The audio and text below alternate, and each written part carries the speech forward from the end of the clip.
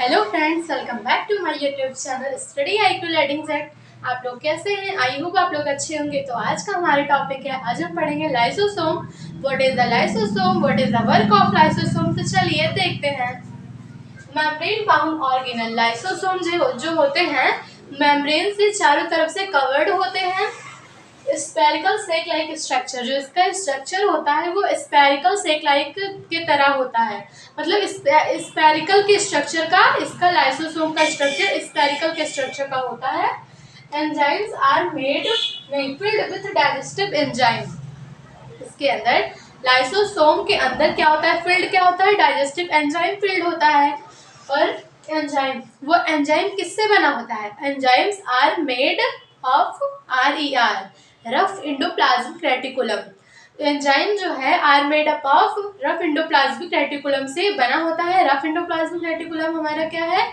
जिसपे ribosome present होते हैं ऑन सरफेस, जिसपे राइबोसोम प्रेजेंट होते हैं उसे रफ इंडोप्लाज्मिक रेटिकुलम कहते हैं। एक हमारा होता है smooth endoplasmic reticulum, SER, smooth endoplasmic reticulum. उसमें जो होता है राइबोसोम प्रेजेंट नहीं होते हैं उसके सरफेस पे। अब हमारा आगे पॉइंट है कॉम्प्लेक्स सब्सटेंस। ये जो कॉम्प्लेक्स सब्सटेंस है उसको ब्रेक डाउन, ये जो लाइसोसोम है कॉम्प्लेक्स सब्सटेंस को ब्रेक डाउन करता है सिंपलर सब्सटेंस में। Kind of waste disposal system of cell. और ये इसको एक कहा जाता है वेस्ट डिस्पोजल। ये जो जितने भी वेस्ट डिस्पोजल सिस्टम होते हैं उनको डाइजेस्ट करता है। जैसे देखिए, help to clean by digestive foreign material and worn out cell organelle foreign material bacteria food virus. जैसे कि इसके अंदर जो खराब मटेरियल होते हैं, मतलब कि वो खराब हो गए होते हैं, बेकार के होते हैं, उसका कोई काम नहीं होता है, उसको वो क्या करता है? उसको डाइजेस्ट करवाता है अपने, क्योंकि इसके अंदर डाइजेस्टिव एंजाइम फिल्स है तो उसको वो डाइजेस्ट करवाता है। Known as suicidal wake of a cell lysosome. ये क्वेश्चन आता है, इसको हम पॉइंट कर लेंगे। ये क्वेश्चन आता है हमारे पेपर में कि वो किसको हम सुसाइडल बैग कहते हैं? Suicidal bag of the cell किसको कहते हैं? What is the suicidal bag of the cell? Lysosome है। और क्यों कहते हैं उसको suicidal bag of the cell? ये सुसाइड कर लेता है, ठीक है, अपने आप में। When cell gets damaged, lysosome may burst and enzyme digest their own cell. जब इसके सेल जो होते हैं डैमेज हो जाते हैं, खराब हो जाते हैं, तो लाइसोसोम क्या है? फट जाता है और उसका डाइजेस्टिव एंजाइम बाहर निकल जाते हैं और उसके एंजाइम खुद ही लाइसोसोम को डैमेज कर देते हैं, उसको ही खा लेते हैं। उसके डाइजेस्टिव एंजाइम जो है लाइसोसोम को ही खा लेते हैं। तो हमारा नेक्स्ट टॉपिक है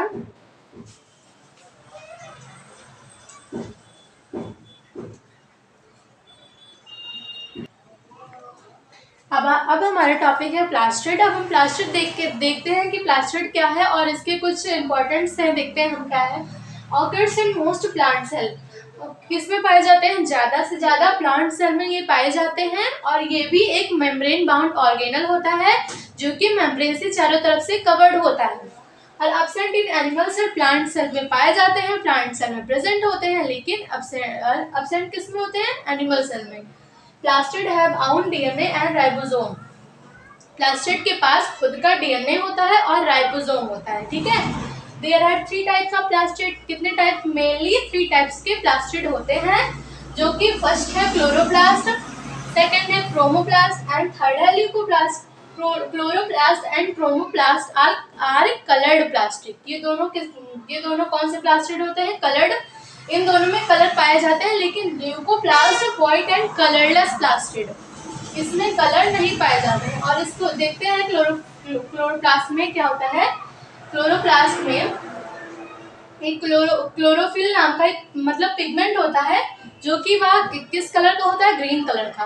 क्लोरोफिल के ही वजह से जो पत्तियां दिखती हैं, लीव्स दिखती हैं ग्रीन कलर की, वो किसकी वजह से? क्लोरोफिल की वजह से दिखती हैं, क्लोरोफिल पिगमेंट की वजह से। और ये कलर्ड प्लास्टिड होते हैं। और क्रोमोप्लास्ट में क्या होता है?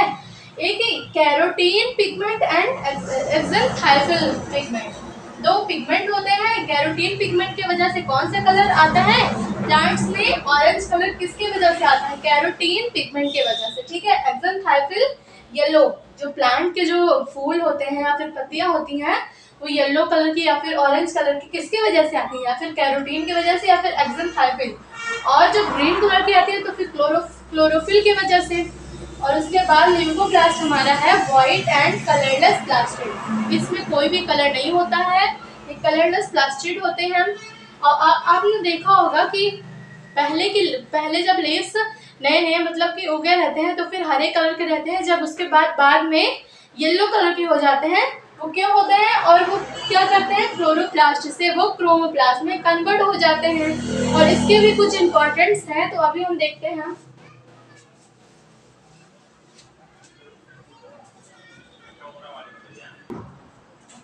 Leucoplasm helps in storage of starch, protein and lipid। जो ल्यूकोप्लास्ट है ये क्या स्टोर करता है, स्टोरेज ऑफ स्टार्च, ये स्टोर करता है स्टार्च को, प्रोटीन को एंड लिपिड को। तीन चीजों को ये स्टोर करता है अपने अंदर। ल्यूकोप्लास्ट तीन चीज अपने अंदर स्टोर करके रखता है, स्टार्च हो गया, प्रोटीन हो गया एंड लिपिड हो गया। तो अब हम देखते हैं क्लोरोप्लास्ट का फिगर। क्लोरोप्लास्ट के फिगर में भी हम कुछ जानते हैं। This is the chloroplast figure and ये जो आपको दिख रहा होगा ये एक के ऊपर एक अरेंज्ड है, एक के ऊपर ऐसे ऐसे अरेंज होता चला गया, स्टैक बना रहा है। जब एक के ऊपर ऐसे अरेंज्ड होता चला जाता है तो फिर हम उसे बोलते हैं स्टैक बना रहा है ये।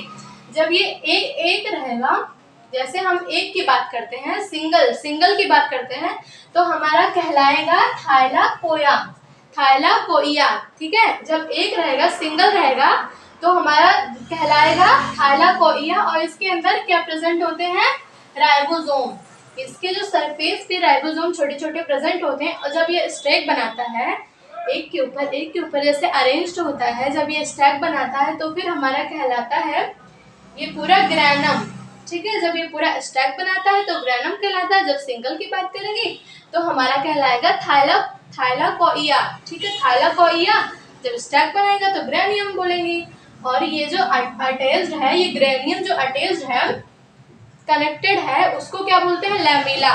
जिससे वो कनेक्टेड है उसको हम बोलते हैं लैमिला।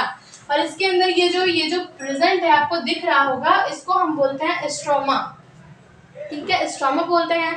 जैसे कि हमारा सेल का मैट्रिक्स हो गया साइटोप्लाज्म, न्यूक्लियस का मैट्रिक्स हो गया न्यूक्लियोप्लाज्म एंड ये क्या है हमारा सेल वॉल, मतलब कि क्लोरोप्लास्ट का मैट्रिक्स हो गया हमारा स्ट्रोमा, ठीक है। क्लोरोप्लास्ट का एक मैट्रिक्स है जो कि क्या कहलाता है, स्ट्रोमा। सेल का मैट्रिक्स हमारा साइटोप्लाज्म, न्यूक्लियस का न्यूक्लियोप्लाज्म एंड क्लोरोप्लास्ट का स्ट्रोमा। तो अब ये हमारा जो है ये लिपिड ड्रॉपलेट्स कहलाता है, ये लैमिला है। और ये जो बाहर की मेम्ब्रेन दिख रही है उसे आउटर मेम्ब्रेन कहते हैं। और जो अंदर की मेम्ब्रेन दिख रही है उसे हम बोलते हैं इनर मेम्ब्रेन। क्या बोलते हैं उसे, इनर मेम्ब्रेन, इनर मेम्ब्रेन। और इसके सरफेस पे कुछ राइबोसोम भी प्रेजेंट होते हैं, और ये जो हमारा स्ट्रोमा है इसमें एक डाइजेस्टिव एंजाइम पाए जाते हैं जो कि फूड को डाइजेस्ट करने में हेल्प करते हैं। स्ट्रोमा में एक एंजाइम पाए जाते हैं जो कि हमारे फूड को डाइजेस्ट करने में हेल्प करते हैं। तो इतना अब हम लोगों ने जान लिया। तो अब हम पढ़ेंगे माइटोकॉन्ड्रिया।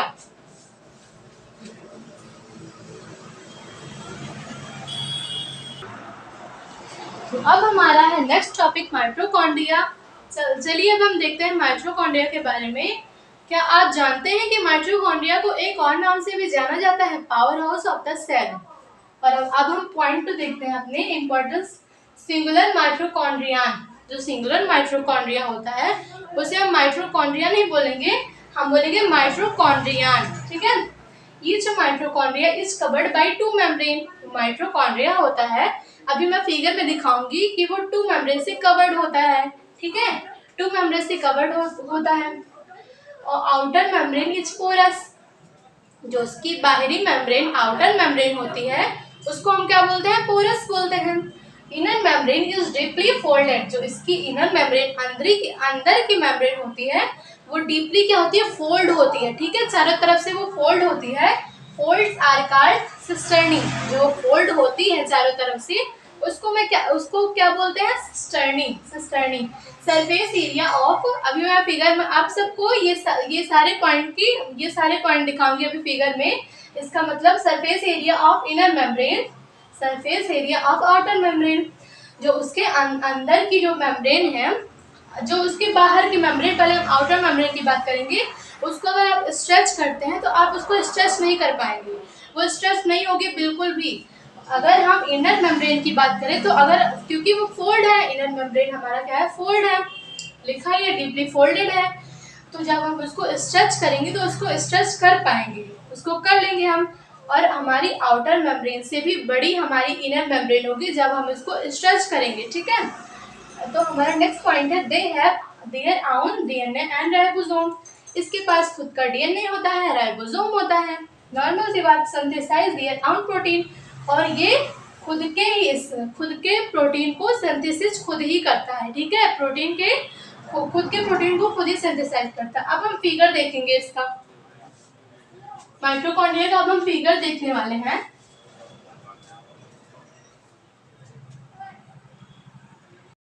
तो चलिए देखते हैं, ये हमारा फिगर ऑफ माइटोकॉन्ड्रिया। ज़्यादा अच्छा फिगर नहीं बन पाया है, मैंने कॉपी में भी फिगर बनाया है, वो इससे बहुत अच्छा बना है, लेकिन ये बोर्ड पे मुझसे ज़्यादा अच्छा नहीं बन पाया। तो चलिए देखते हैं इसके फिगर। ये जो हमारा आउटर मेम्ब्रेन, ये जो हमारा ये लाइन दिख रही है बाहरी लाइन, उसको हम बोलते हैं आउटर मेम्ब्रेन, और जो अंदर की दिख रही है इसे हम बोलते हैं इनर मेम्ब्रेन। और जो इनर मेम्ब्रेन के अंदर ये जो स्पेस है, इनर मेम्ब्रेन स्पेस बोलते हैं, जो इसके अंदर ये प्रेजेंट है, इसको हम बोलते हैं राइबोसोम। और ये जो ऐसे ऐसे दिख रहा है, ये है डीएनए। इसी को मैं बता रही थी कि जब इनर मेम्ब्रेन को हम स्ट्रेच करेंगे तो आउटर मेम्ब्रेन से भी बड़ा दिखेगा, लेकिन आउटर मेम्ब्रेन को, बाहरी मेम्ब्रेन को हम स्ट्रेच नहीं कर पाएंगे क्योंकि वो स्ट्रेच नहीं होगा। और इसके अंदर जो है ये मैट्रिक्स है, मैट्रिक्स फिल्ड है इसके अंदर, एंड ये सिस्टर्नी है। इनर मेम्ब्रेन जो, इसके पहले मैंने पॉइंट्स में बताया था कि inner membrane are folded are called cisternae. जो इनर मेम्ब्रेन के जो फोल्ड होते हैं उसको हम बोलते हैं सिस्टर्नी। तो ये हमारा आउटर मेम्ब्रेन हो गया, इनर मेम्ब्रेन हो गया, जो स्पेसेस हैं, इनर मेम्ब्रेन स्पेस है, राइबोसोम प्रेजेंट है, डीएनए है, डीएनए यही है हमारा, डीएनए है ये हमारा, और ये सिस्टर्नी है, मैट्रिक्स है। जब हम इनर मेम्ब्रेन को स्ट्रेच करेंगे तो वो आउटर मेम्ब्रेन से भी ज़्यादा स्ट्रेच होगा और उससे भी ज़्यादा बड़ा होगा। Thank you. अगर ये वीडियो आपको अच्छी लगी तो please like, subscribe and share. अब मैं अपनी वीडियो यहीं पे एंड करती हूँ, अपना टॉपिक यहीं पे एंड करती हूँ। तो अब हम मिलते हैं नेक्स्ट वीडियो में, बाय।